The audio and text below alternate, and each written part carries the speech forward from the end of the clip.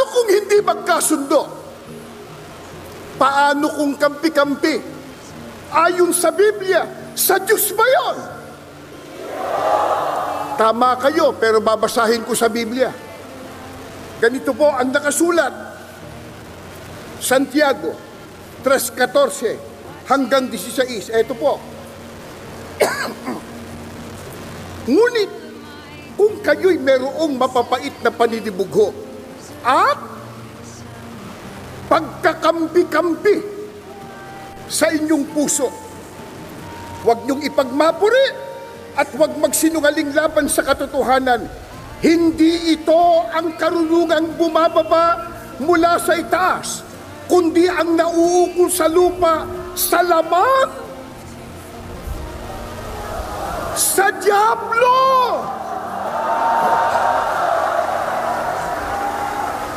Sapagkat kung saan merong paninibugho at pagkakampi-kampi, ay doon merong kaguluhan at lahat ng gawang masama.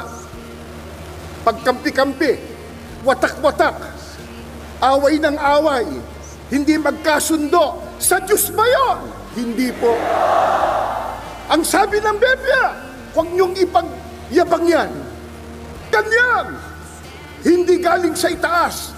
Yan ay sa lupa, sa laman, sa dyablo. Mga kababayan at mga kapatid, papayag ba tayong maging sa dyablo? Magkaisa tayo. Yung ayaw, bahala na sila kung sa dyablo nila gusto.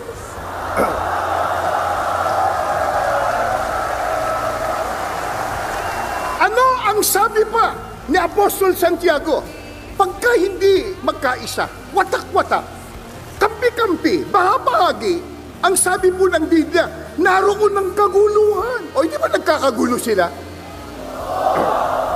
At nandoon ang lahat ng gawang masama. Masama ang magagawa nila pagka hindi sila nagkaisa. Totoo naman yun. Gaya ng nabanggit ko sa inyo kanina. Anong sama ang nangyari? Abay, mambabatas, naging manlalabag sa batas.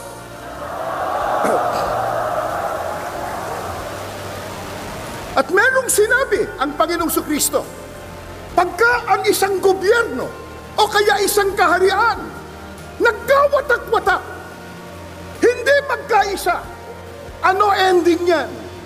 Ano ibubunga niya?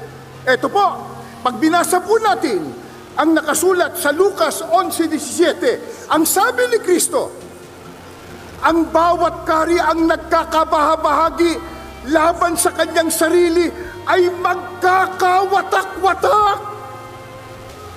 Masisira, babagsak, mga mamamayang Pilipino. Papayag po ba tayong ang ating bansa'y bumagsak? Mahalin po natin ang ating bansa. Mga mahal po namin mga kababayan at mga kapatid. Baka sabihin nyo, paano yan?